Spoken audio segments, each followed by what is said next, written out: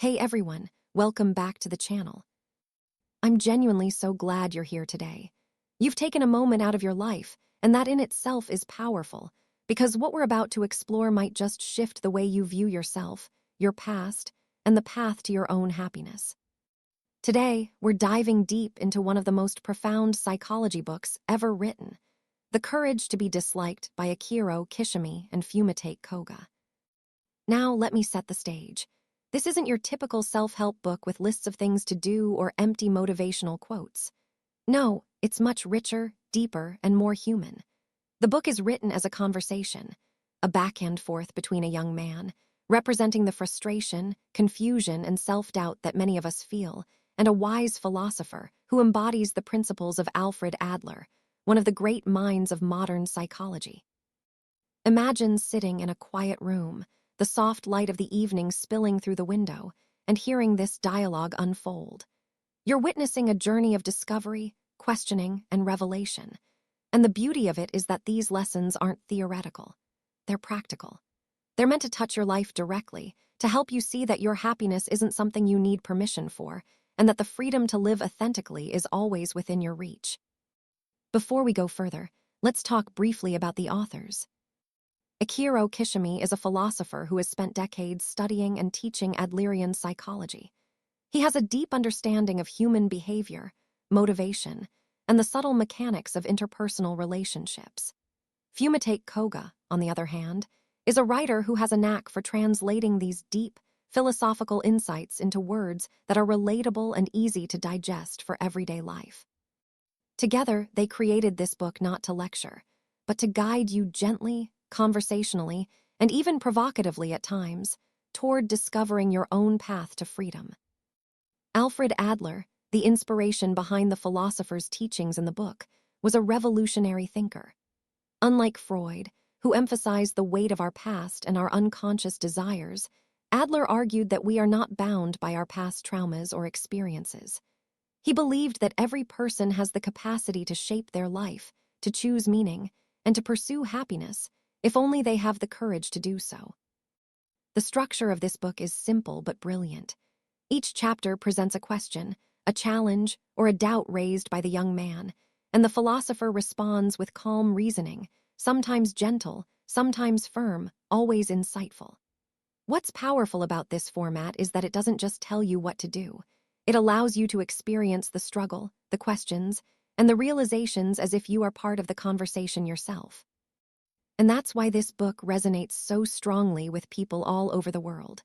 Because deep down, we all struggle with the same questions. How do I stop caring what others think? How do I build confidence in a world that constantly judges me? How do I find happiness when so much of life seems outside my control?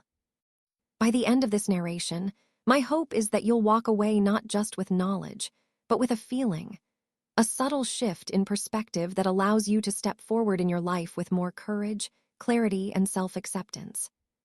So take a deep breath, get comfortable, and allow yourself to lean in. Let the words guide you, let the ideas sink in, and most importantly, let yourself imagine a life where your happiness is in your hands and no one else's approval is required. Now, before we dive into the first profound lesson, imagine for a moment what it would feel like to wake up tomorrow morning without the weight of other people's expectations on your shoulders. Imagine facing the day fully yourself, free from comparison, free from judgment, free to choose your own path. That is the journey we're about to take together. And with that vision in mind, let's begin exploring the first transformative idea in The Courage to be Disliked, that you are not determined by your past. So let's begin with the first, and perhaps most revolutionary lesson of The Courage to be Disliked. You are not determined by your past. At first glance, this might sound counterintuitive. After all, we've all been taught in one way or another that our past shapes who we are. Childhood experiences, failures, traumas, mistakes, they linger in our minds and often dictate how we see ourselves. You may have heard people say, "You can't change, that's just who you are," or even felt it yourself. "I was hurt too many times, I'll always carry that with me." But here's the radical truth the philosopher presents. Your past does not define you. The book explains that what we often call cause, the events in our past, is not the reason for our present behavior. Instead, our current choices and the meaning we assign to past events determine how we live. In other words, our past exists only in the stories we tell about it. And those stories, we have the power to rewrite them. Imagine a young man who was bullied as a child. Naturally, he carries that hurt with him. He feels insecure around people, avoids social situations, or fears failure. According to traditional thinking, this trauma causes him to feel inferior. But Adler's perspective, presented through the philosopher in the book, flips this idea entirely. He would say, "Your fear does not come from the bullying itself. It comes from how you have chosen to live with that memory. You assign meaning to it, and that meaning shapes your present actions." Pause for a moment and really think about that. It's liberating, because it means that no matter what happened to you yesterday, last year, or even decades ago, your life today is shaped by the choices you make right now. The philosopher gives a striking example. Imagine a person who fails a test. One could feel doomed, thinking, "I'll never succeed because I'm not smart enough." That's living as if the past determines the future. But the alternative, the Adlerian perspective, is to say, "I failed, but I can learn, grow, and make different choices now. My past does not control me." This mindset is powerful because it shifts responsibility, not as a burden but as freedom. It's saying, you are the architect of your life. Your past experiences are tools, not chains. The book emphasizes that humans often create excuses out of past events. "I can't do this because," or "I'm like this because." These statements, according to the philosopher, are not truths. They're choices disguised as necessity. For instance, consider someone who says, "I can't trust people because I was betrayed once." That might feel logical, but Adlerian psychology encourages you to ask, is this belief helping you live a better life, or is it holding you back? And the answer is often that it's holding you back. Here's a practical way to apply this. Think of your life as a blank canvas. Your past is not the paint on the canvas. It's just a sketch, light outlines that guide you, but which you can color, erase, or reinterpret as you wish. Every choice you make today adds color, texture, and meaning to your painting. The past is not permanent. It's a guideline, not a prison. The philosopher also warns about the subtle ways we sabotage ourselves by blaming the past. When we say, "I can't because of what happened," we give our power away. And giving away your power is the opposite of courage. Courage, in Adlerian terms, is not the absence of fear. It's the willingness to act despite fear, and despite the stories we tell ourselves about our past. Pause again and imagine this. What if all the mistakes, rejections, or failures you've experienced weren't chains holding you back, but stepping stones? What if, instead of seeing your past as a series of obstacles, you saw it as a series of lessons meant to guide you toward your authentic self? The young man in the book struggles with this idea at first. He argues, "But my life was shaped by my parents, by society, by everything that happened to me. How can I just choose happiness?" The philosopher responds with a calm, unwavering voice. Your life is not shaped by what happened to you. It is shaped by the meaning you choose to assign to what happened, and by the actions you take in the present. The past exists only as a story in your mind, and you can change the story. This lesson is not just philosophical, it's deeply practical. By internalizing it, you begin to stop blaming circumstances and start taking ownership of your life. Instead of asking, "Why did this happen to me?" you begin asking, "What can I do now with what I have?" And that is transformative, because at that moment, you are no longer a passive observer of your life. You are an active participant. You are no longer a victim of circumstances. You are, finally, free to choose. So, to recap this first lesson, your past does not define you. The meaning you assign to past events shapes your present. Excuses rooted in the past are choices you can release. Courage is acting despite fear and rewriting your personal story. Imagine waking up tomorrow and no longer being limited by yesterday. That is the true freedom that Adler's philosophy, and this book, invites us to embrace. Once the young man begins to grasp that the past does not determine the present, the philosopher introduces another profound truth. All problems are interpersonal relationship problems. At first, this may sound strange, after all. Aren't some problems simply about money, career, health, or circumstances? The philosopher gently challenges this assumption. He says, think carefully, why do these issues bother you? Is it the problem itself, or is it the relationship you have with it or with someone else? Take fear, for example. We often fear failure not because we failed, but because we imagine the judgment of others. We fear rejection because we worry about how others perceive us.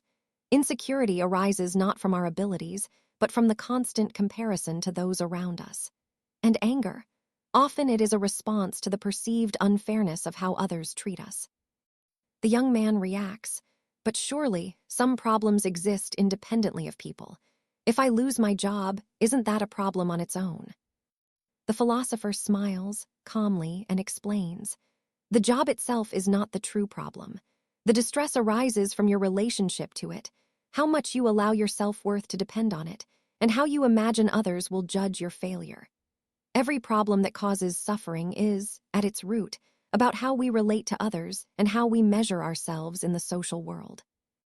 Imagine this for a moment. The philosopher invites the young man, and you, the listener, to visualize life as a vast network of invisible threads connecting people. Each thread represents expectations, judgments, comparisons, and obligations. Much of the tension and suffering we feel comes from trying to manage all these threads simultaneously. We pull, we tug, we try to control outcomes that aren't ours to control. This is why Adler said that all problems are interpersonal. Life is inherently social, and our emotional struggles are a reflection of how well or poorly we navigate these relationships. The philosopher gives a relatable example. A person gets criticized at work. Most people feel hurt or defensive. But why? Not because of the words alone, but because we are interpreting them as a reflection of our worth. We are saying, consciously or unconsciously, their judgment of me matters more than my own choice of action.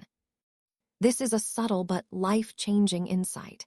Every time we allow our sense of value to depend on the opinions of others, we lose a piece of freedom. We start living according to other people's expectations instead of our own path. The young man, frustrated, asks, so, if everyone's opinion is a trap, should I just ignore people entirely? The philosopher's response is gentle, yet piercing in its clarity. Not at all. Relationships are important. What matters is understanding where your responsibilities end and where others begin. Freedom does not mean isolation. It means clarity about what is your concern and what is theirs. It means choosing your relationships consciously, not reactively. To illustrate, imagine walking through a crowded street. People brush past you, some rude, some polite. You have two choices. Either absorb the tension, letting each interaction affect your mood, or recognize which reactions are yours to carry and which belong to others. The moment you grasp this distinction, the weight lifts. You become the master of your own emotional responses, rather than a puppet of everyone else's actions. Another key point the philosopher emphasizes is that the desire to please everyone is the root of almost all suffering. We try to be liked, to gain approval, to avoid conflict. Yet these very efforts trap us in endless cycles of anxiety and dissatisfaction. Seeking validation externally is like running on a treadmill. You expend enormous energy, yet never truly arrive. The philosopher guides the young man and the reader to the idea of separation of tasks, which we will explore in depth later, as the tool to navigate interpersonal challenges. But at this stage, the focus is understanding the core principle. Your problems are rarely about things themselves. They are about how you relate to the social world. Let's take a simple, everyday example. Imagine a friend cancels plans. Many of us immediately feel hurt, rejected, or angry. But why? Not because the plan was canceled, but because we fear being disliked, overlooked, or undervalued. The actual event is minor. The suffering arises from our interpretation of it and the relational meaning we attach. The philosopher encourages a mental experiment. The next time you feel slighted, ask yourself, is this my task to fix? Or is this simply the other person living their life? This shift in perspective, from reactive to reflective, can dissolve anxiety, resentment, and tension. He also teaches that every individual creates their own sense of reality through their social interactions. When we understand that other people's behavior reflects their own tasks, values, and struggles, not a judgment of our worth, we can respond with empathy rather than defensiveness, with freedom rather than fear. Through this lens, life becomes less about winning approval or avoiding conflict, and more about choosing conscious, meaningful engagement. Every moment of irritation, every pang of jealousy, every hurt feeling becomes a signal to examine our own perspective rather than an indictment of our life. The young man gradually begins to see what Adler meant. The very things that once trapped him, fear, resentment, insecurity, are actually gateways to freedom if approached with understanding and courage. Each interpersonal problem is an opportunity to practice self-mastery, to redefine relationships, and to reclaim emotional autonomy. The philosopher sums it up beautifully. Most of what you call problems are nothing but the friction between your desires and your mistaken beliefs about how others should behave. When you align your expectations with reality, when you focus on your own tasks and let others live theirs, the problems dissolve. Freedom, happiness, and peace are found in this clarity. At this moment, the young man realizes something profound. For years, he had blamed circumstances, other people, and society for his unhappiness. Yet the truth is startlingly simple. The path to happiness begins with understanding that the source of suffering is almost always relational, and that with awareness, freedom is within reach. After understanding that most of our problems stem from our relationships with others, the philosopher introduces a concept that is perhaps one of the most practical and life-changing tools in the entire book: task separation. Every problem, the philosopher begins, arises when we confuse our tasks with others' tasks. At first, the young man is puzzled. Tasks? What do you mean by tasks? Life isn't about tasks, it's about feelings, experiences, responsibilities. The philosopher smiles gently, understanding the confusion. Everything that causes suffering, every argument, every resentment, every anxiety, can be traced to whether we are trying to control something that is not ours to control. Tasks are simply what belongs to you and what belongs to others. Imagine this: you're walking down the street and someone accidentally bumps into you. You might feel anger, frustration, or humiliation. But whose task is it that they bumped into you? It's theirs, not yours. Your task is how you choose to respond. If you carry the weight of their mistake, blaming them, resenting them, or letting it ruin your day, you have taken on a task that was never yours to begin with. The philosopher continues, illustrating with a vivid example. Consider parenting. Parents often try to control how their children behave, thinking it's their task to ensure their children's success, happiness, and moral choices. Children, on the other hand, often try to seek approval, believing it's their task to meet their parents' expectations. Conflict arises because tasks are blurred. The parent's task is guidance, not control. The child's task is growth, not approval. This principle applies to friendships, romantic relationships, colleagues, and even strangers. When you respect the separation of tasks, you no longer carry the unnecessary burden of other people's expectations, opinions, or actions. Freedom emerges because you focus only on what truly belongs to you, your thoughts, actions, and choices. The philosopher explains, human life is peaceful when we stop intervening in others' tasks.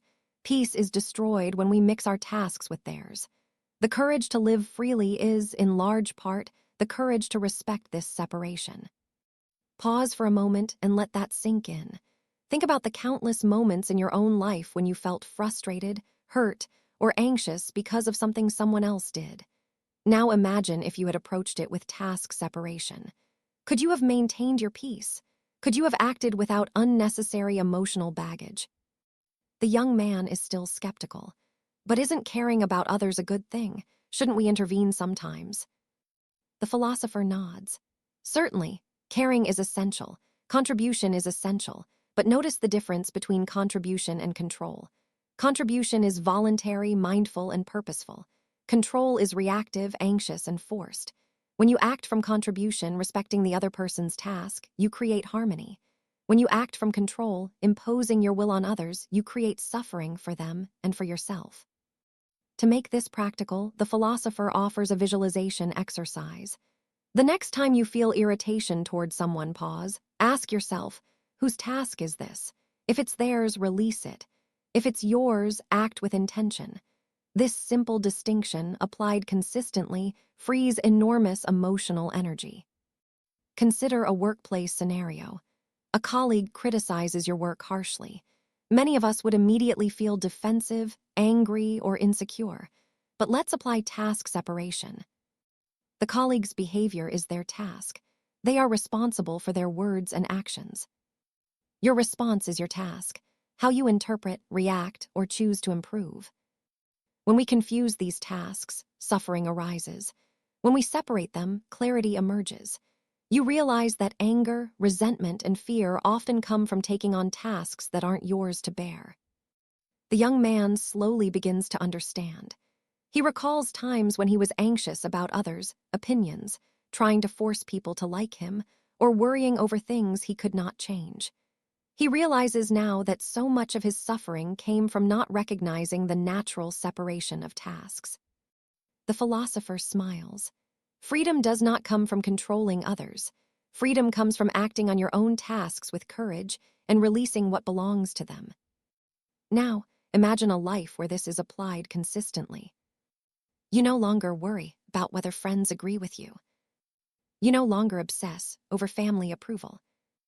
You act in your work with integrity, without being crippled by judgment. You offer help freely, without needing recognition. Every interaction becomes lighter, more intentional, and more peaceful. You stop carrying invisible burdens that are not yours, and in doing so, you reclaim time, energy, and emotional clarity. This lesson, though simple, is profound. Many of the struggles in your life are the result of blurred boundaries. Define your task, respect others' tasks, act with courage and clarity. And this principle leads seamlessly into the next lesson, understanding the dangers of seeking recognition. Once you know which tasks are yours and which are others, you start seeing how much of your suffering comes from the desire to be liked, approved, or validated. The philosopher's wisdom here is simple, yet life-changing. Peace comes from clarity. Freedom comes from boundaries. Happiness comes from acting on your own tasks with courage. The young man, who arrived skeptical and frustrated, is now starting to feel a spark of relief, the first hint of freedom he has ever experienced. He begins to see a new way of living, one in which he can focus on what truly matters, his own choices, actions, and contributions, while releasing the rest. As the young man begins to understand the freedom that comes from task separation, the philosopher introduces another crucial lesson. The desire for recognition is an invisible trap that silently binds us. At first, this idea seems harmless, even natural. After all, humans are social creatures. We naturally seek approval, validation, and appreciation. We want to be liked, admired, and respected. But the philosopher gently challenges this instinct. Seeking recognition from others is not merely a desire, it is a chain that limits your life. The young man frowns. But isn't it normal to want to be appreciated? Everyone does it. Yes, the philosopher replies, but what you must see is the cost. Every time you act to gain recognition, you sacrifice a piece of your freedom. You act not from your own will, but from the imagined judgment of others. You lose authenticity. You create a life measured by others' standards, not your own. Imagine scrolling through social media, seeing curated images of friends, colleagues, or influencers. It's natural to feel a pang of envy, a twinge of insecurity, a small voice whispering, "I should be like them. I need their approval." This is the trap in action. You are giving your emotional power to people who don't even know you personally. The philosopher encourages the young man to consider a radical thought. The only person whose recognition truly matters is yourself. Pause for a moment and reflect on that. If you no longer measure your worth by likes, comments, awards, or approval from others, how different would your day feel? Imagine waking up and acting according to your own values, not someone else's expectations. Imagine pursuing goals because they excite you, not because they look impressive to others. That is the freedom that comes from releasing the desire for recognition. The young man struggles with this. But if I don't seek recognition, won't people ignore me? Won't I be left behind? The philosopher responds patiently. True freedom does not mean abandoning relationships. It means acting authentically. You are not left behind because your value is intrinsic, not contingent. People will respond to authenticity differently, but that is their task, not yours. What matters is that you live fully according to your principles. To illustrate, the philosopher uses a metaphor. Consider a tree that grows in the forest. It does not bend to please the wind, nor does it ask for the sun's approval. It grows straight, tall, and true to its nature. Some may admire it, some may not, but its life is its own. So it is with humans. Seek recognition from yourself, act authentically, and let the world respond as it will. This lesson is subtle but life-changing. Most of our anxieties, insecurities, and resentments come from the invisible chains of recognition. We constantly adjust, compromise, and hide parts of ourselves to gain approval, and in doing so, we distance ourselves from our true potential. The philosopher gives a practical exercise. The next time you feel the urge to impress someone or worry about what they think, pause. Ask yourself, is this action truly mine? Am I acting for myself, or am I acting for recognition? This reflection, when practiced daily, gradually weakens the invisible trap. You reclaim autonomy over your choices. You begin to act from courage, not fear. He also points out an important nuance. Seeking recognition occasionally is natural, but it must not control your life. Occasional praise is a gentle bonus, not the driver of your actions. When your motivation shifts from external validation to internal conviction, life becomes lighter, freer, and more meaningful. The young man begins to feel a spark of realization.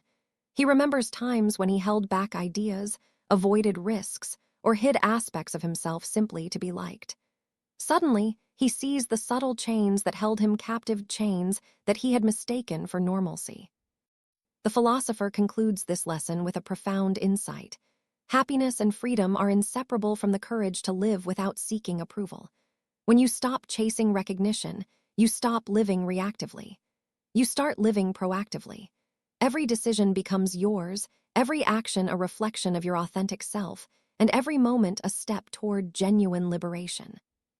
And with this understanding, the young man is ready to move deeper, toward a life not defined by comparison, but by contribution. He is ready to explore how to live for contribution, not competition, which is the next step on this journey to courage, freedom, and authentic happiness. After understanding the invisible trap of seeking recognition, the philosopher introduces another profound lesson. Life is not about competing with others.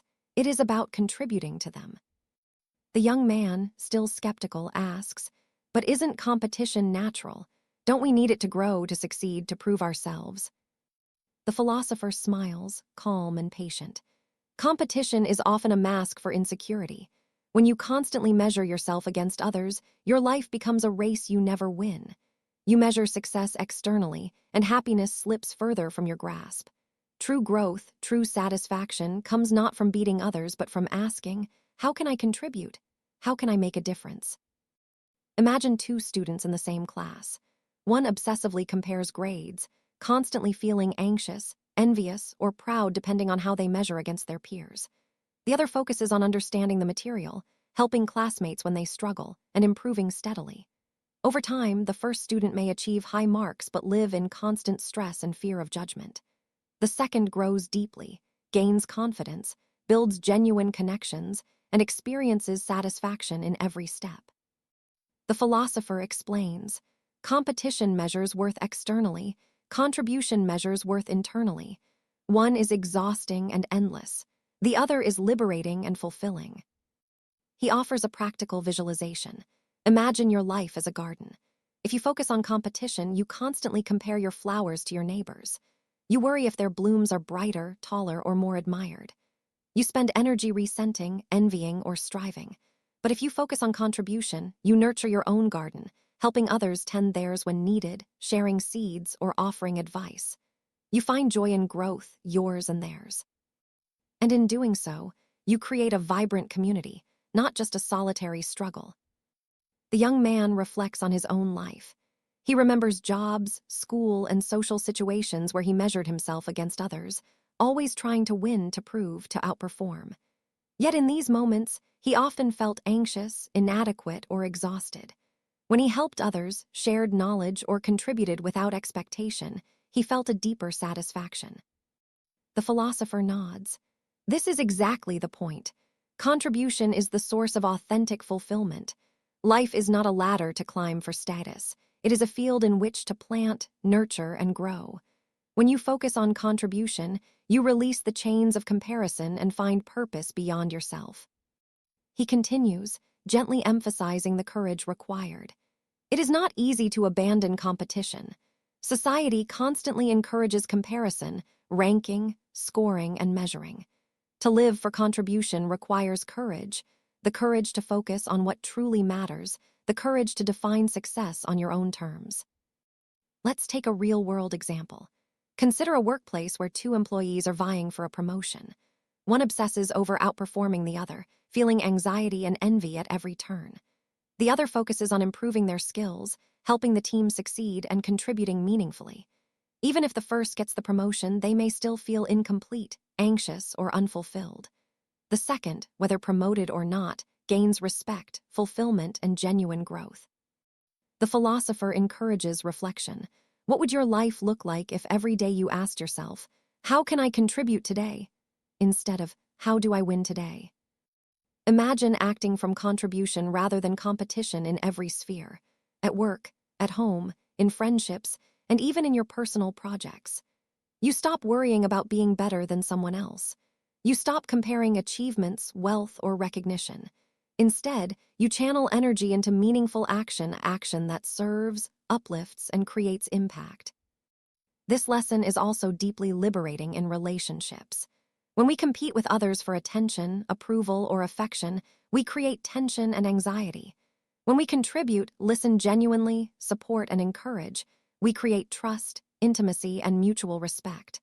Life flows more smoothly, and our hearts feel lighter. The philosopher gently concludes, the true measure of a person is not what they achieve compared to others, but how they contribute to the world around them. Competition enslaves, contribution liberates. Courage is required to step off the ladder and embrace this path, but the rewards, peace, meaning, and connection are unparalleled. The young man begins to feel the first taste of genuine relief. For the first time, he sees a path not ruled by comparison, judgment, or insecurity. He envisions a life where his actions come from intention, meaning, and contribution, not external metrics or fleeting validation. And as this insight settles, the philosopher prepares him for the next profound realization. Happiness is found in being useful to others. Contribution is the bridge, but usefulness is the deeper source of joy. After exploring the power of contribution over competition, the philosopher presents a lesson that ties everything together. Happiness is found in being useful to others. The young man furrows his brow. But aren't happiness and usefulness separate things? Can't I just pursue my own pleasure or comfort? The philosopher smiles gently. That is a common misconception. True happiness, according to Adler, does not come from self-centered pleasures, possessions, or achievements alone. Happiness arises when your life has meaning, when your existence benefits others in some way. Being useful is not about sacrificing yourself. It's about finding purpose through your actions and impact. He explains that humans are inherently social beings. Our emotions, thoughts, and actions are deeply intertwined with others. When we act purely for ourselves, the satisfaction is temporary. But when we act to help, contribute, or support, the sense of fulfillment lasts longer. It resonates on a deeper level. Imagine this: a teacher spends hours helping struggling students. At first, it may seem like extra work, effort, and responsibility. But when a student finally understands a concept, when their face lights up with comprehension, the joy is profound. That sense of usefulness, seeing your actions positively affect another's life, is deeply satisfying. It cannot be replicated by wealth, fame, or self-indulgence alone. The young man, intrigued, asks, "So happiness is only possible when I help others?" The philosopher clarifies, "Happiness is not a transaction. You don't help others to get something back. True happiness comes from the courage to live with purpose and contribute without expecting reward. It is the act itself, the alignment of your actions with meaning, that produces joy. He illustrates with a simple story. Consider a person who volunteers at a community center. They do it quietly, without recognition or fame. Each small act, teaching, cleaning, organizing, or comforting, adds value to others' lives. Slowly, this person feels a deep inner contentment. The joy is quiet, stable, and enduring.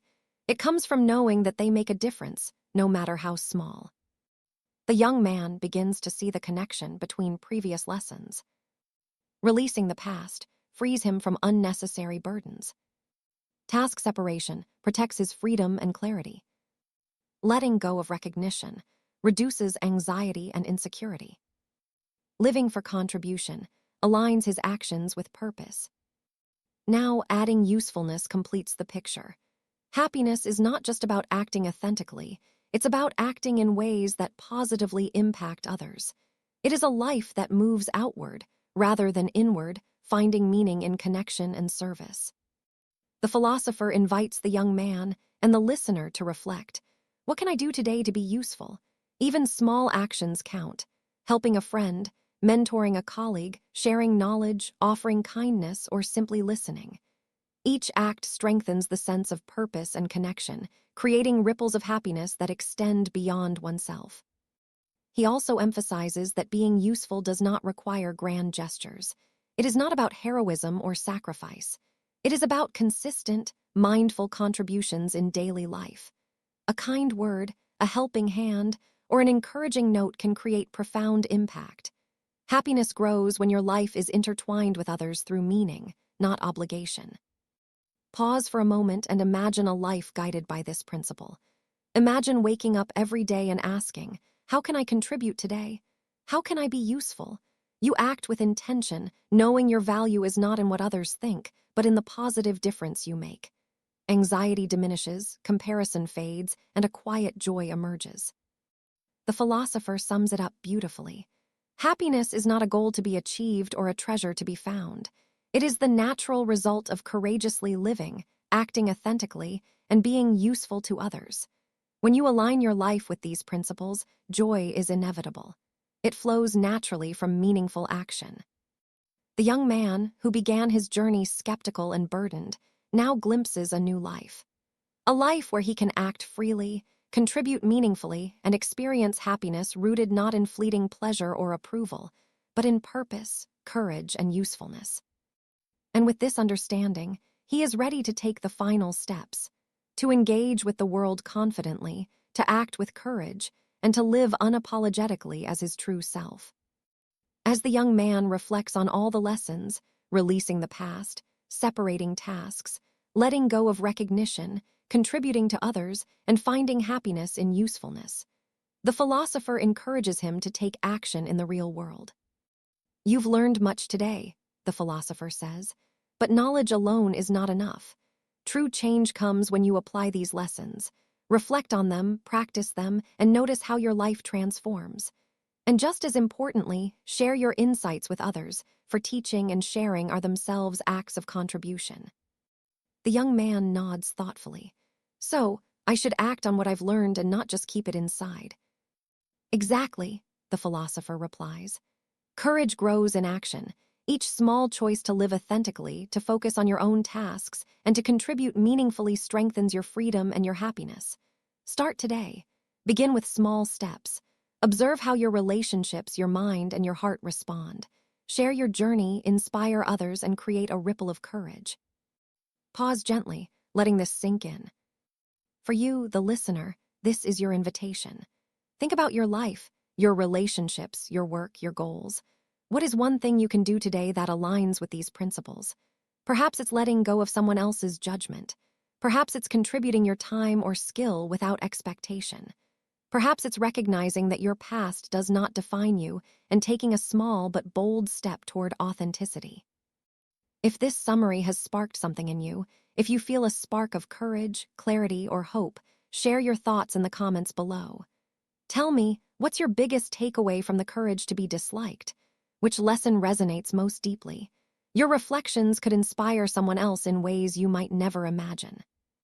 And if you want to dive even deeper, to experience the full richness of this life-changing book, you can grab your own copy through the Amazon link in the description. It's my affiliate link. So when you buy through it, you help support the channel at no extra cost to yourself. By doing so, you continue to empower this community of learners and seekers of freedom, happiness, and courage. Remember, applying these lessons is a journey, not a single step. Each day you practice courage, contribution, and self-awareness, you shape the life you truly desire. You become someone who lives freely, acts authentically, and finds joy in meaningful connection. The young man smiles, realizing that knowledge is nothing without action. And so the call is clear: act, reflect, share, and grow. As the conversation between the philosopher and the young man draws to a close, the room grows quiet. The night sky outside is still. The philosopher smiles gently, not with superiority, but with deep compassion. "My friend," he says softly, "you have everything you need to live freely. You don't need the world's permission. You don't need everyone's approval. The courage to be disliked is, in truth, the courage to be yourself." The young man looks down, then up again. His expression has changed, no longer filled with doubt or frustration, but with calm understanding. He realizes that life doesn't have to be a constant battle for validation or recognition. It can be a peaceful journey guided by choice, authenticity, and contribution. And now, I want you to imagine this scene. The philosopher's voice fades, and you're left with the echoes of wisdom filling your mind. The question lingers gently. Backhand index pointing right. Am I living for others' approval, or am I living for myself? It's such a simple question, yet it holds the power to redefine your entire life. When you stop trying to please everyone, something magical happens. You start breathing differently. You start acting from your own values, not from fear. You begin to feel lighter, calmer, and more alive.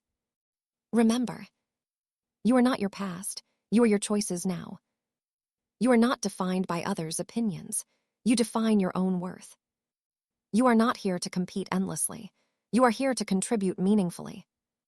Every moment you choose courage over fear, contribution over comparison, authenticity over approval, you reclaim your freedom. So as we close this audiobook-style journey, take a deep breath and imagine your life from this point forward. Imagine waking up tomorrow with the courage to be yourself, fully, unapologetically, joyfully. You walk through your day not asking, "What will people think?" but instead, "What feels true to me?"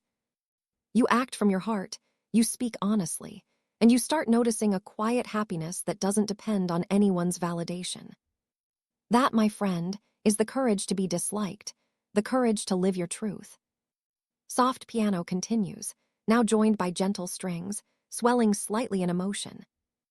Thank you for listening and joining me on this journey through one of the most transformative books of our time, The Courage to be Disliked by Ichiro, Kishimi, and Fumitake, Koga. If this summary helped you rethink your life, find inner peace, or feel inspired to live more authentically, I'd love to hear from you. Speech Balloon, drop your thoughts in the comments below. Tell me your biggest realization, your favorite part, or how you plan to apply this wisdom in your daily life. And if you'd like to go even deeper into these life-changing ideas, you can grab your own copy of the book using the Amazon affiliate link in the description. Every purchase you make through it helps support this channel and allows me to keep creating meaningful summaries like this one, at no extra cost to you. Headphone before you go, remember, you don't need anyone's permission to be happy. You don't need to chase validation. You just need the courage, the simple, quiet courage to be yourself. That's the heart of true freedom. Thank you so much for watching, for listening, and for being a part of this growing community of readers, thinkers, and dreamers. Stay kind, stay courageous, stay true to who you are. And until next time, stay inspired, keep growing, and remember, Dizzy, happiness belongs to those who have the courage to be disliked. Thanks for tuning in. I'll see you in the next summary. Bye-bye, waving sparkles.